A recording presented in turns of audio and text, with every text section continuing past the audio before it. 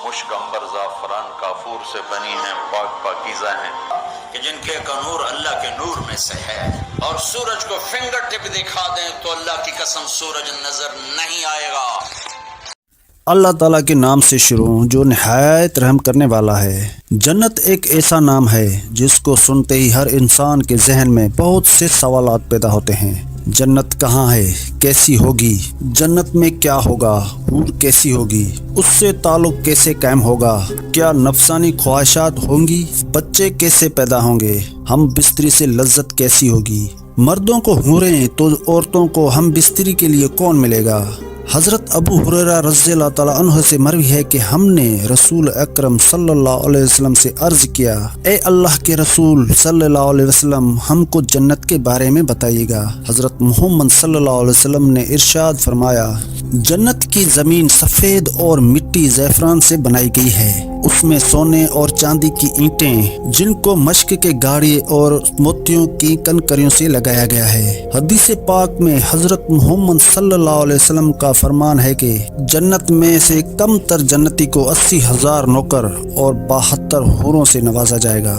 आप सल्लल्लाहु अलैहि वसल्लम ने फरमाया कि जन्नत की हूर इतनी खूबसूरत है कि अगर वो हूर आसमान से ज़मीन की तरफ नजर मारे तो सारी ज़मीन नूर से भर जाए और हर तरफ खुशबू फैल जाएगी। नबी अकरम सल्लल्लाहु अलैहि वसल्लम ने फरमाया कि हूर के सर का दुपट्टा दुनिया व माफिया से बेहतर है। रसूलुल्लाह सल्लल्लाहु अलैहि वसल्लम ने फरमाया कि जन्नत की हूरों की बिंदियाँ ऐसी होंगी जिनका गोश्त अंदर तक नजर आएगा। हज़रत अनस रज़ियल्लाहु ताला अन्हु से मरवी है कि रसूलुल्लाह सल्लल्लाहु अलैहि वसल्लम ने फरमाया कि जिब्राइल ने मुझे बताया कि जब जन्नती आदमी हूर के पास जाएगा तो हूर उसका इस्तकबाल करेगी। तुम जिस उंगली से चाहो हूर को पकड़ सकोगे। अगर हूर का एक बाल जमीन में जाहिर हो जाए तो मशरिक से मगरिब में नूर ही नूर फैल जाएगा। जन्नती आदमी जन्नत में अपने बिस्तर पर बैठा होगा तो उसके सर पर एक नूर जाहिर होगा। उसके जहन में ये बात आएगी कि अल्लाह ताला अपने मखलूक पर नजर व करम फरमा रहे हैं। जब वो उस नूर की तरफ नजर मारेगा तो वो एक हूर होगी। वो उस जन्नती से कह रही होगी कि ए अल्लाह के बंदे, क्या तुम्हारे पास हमारे लिए वक्त नहीं है। ये आदमी उससे दरियाफ्त करेगा कि तुम कौन हो। वो जवाब देगी कि मैं इन हूरों में से हूँ जिसका अल्लाह ताला ने तुमसे वादा फरमाया था। वो हूर उस जन्नती के पास बैठ जाएगी। अभी वो जन्नती उस हूर से गुफ्तगू कर रहा होगा कि एक और हूर उस बंदे के पास आकर कहेगी, ए अल्लाह के वली, क्या तुम्हारे पास हमारे लिए वक्त नहीं है। इस तरह वो जन्नती एक हूर से दूसरी हूर से बातें करता रहेगा। हजरत सैयदना अब्बास रज़ियल्लाहु ताला अन्हु से मरवी है कि अगर जन्नती हूर अपने हाथ का कुछ हिस्सा जमीन व आसमान के दरमियान जाहिर कर दे तो जमीन वाले उसके हुस्न में से आपस में ही फितने में पड़ जाएंगे। अगर वो अपना दुपट्टा जमीन पर जाहिर कर दे तो जमीन उसके आगे झुक जाए। अगर वो अपना चेहरा जाहिर कर दे तो जमीन और आसमान की हर चीज जाहिर हो जाए। उसके बाद फरमाया कि अगर जन्नत की कोई खातून अपना थूक समंदर में डाल दे तो सारा समंदर शहद से भी ज्यादा मीठा हो जाए। यहाँ सवाल ये पैदा होता है कि मर्दों को जन्नत में हूरें अता की जाएं, तो फिर जो औरतें जन्नत में जाएंगी उनको क्या मिलेगा। औरतों के लिए ये है कि जब वो जन्नत में जाएंगी तो वो अपने नेक शोहर के साथ रहेगी। वो औरत अपने शोहर को मिलने वाली जन्नत की सब हूरों की सरदार होगी। अल्लाह ताला उस औरत को तमाम हूरों से खूबसूरत बना देगा। ये दोनों मियाँ बीवी एक दूसरे के साथ बहुत ज्यादा प्यार करेंगे। ये दोनों मियाँ बीवी जन्नत में रहेंगे। जो औरत कंवारी फौत हो जाएगी उसको जन्नत में इख्तियार दिया जाएगा कि वो जन्नत जिस मर्द के साथ चाहेगी उसका निकाह उस मर्द के साथ कर दिया जाएगा। एक औरत ने हजरत मोहम्मद सल्लल्लाहु अलैहि वसल्लम से दरियाफ्त किया, जब किसी औरत का शोहर फौत हो जाता है हम उसके बाद दूसरे से निकाह कर लेते हैं, उनमें से जन्नत में उसका औरत का शोहर कौन होगा। हजरत मोहम्मद सल्लल्लाहु अलैहि वसल्लम ने फरमाया, औरत जिस मर्द के साथ चाहेगी जन्नत में रह सकेगी, यानी इन दोनों में से जिसके साथ चाहेगी वो रह सकती है। उम्मे सलमा रज़ियल्लाहु ताला अन्हा हजरत मोहम्मद सल्लल्लाहु अलैहि वसल्लम से अर्ज करने लगी, या रसूलुल्लाह सल्लल्लाहु अलैहि वसल्लम, मुझे ये बताएं कि जन्नत की हूर बेहतर है कि दुनिया की नेक औरत बेहतर है। आप सल्लल्लाहु अलैहि वसल्लम ने फरमाया कि दुनिया वाली औरत को जन्नत वाली औरत पर फजीलत हासिल होगी जो बाहर वाले कपड़े को अंदर वाले कपड़े पर हासिल होती है। ایک بار ایک یہودی اللہ تعالیٰ کے نبی صلی اللہ علیہ وسلم کی بارگاہ میں حاضر ہو کر کہنے لگا، یا رسول اللہ صلی اللہ علیہ وسلم، جنت میں لوگ کھائیں گے پیئیں گے؟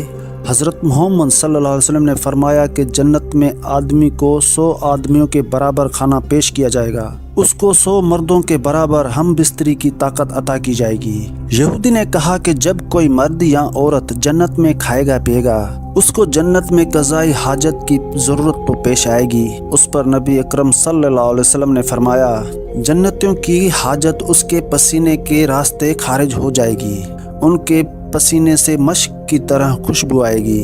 جنت میں انسان جو کچھ چاہے گا اس کو وہ عطا کیا جائے گا۔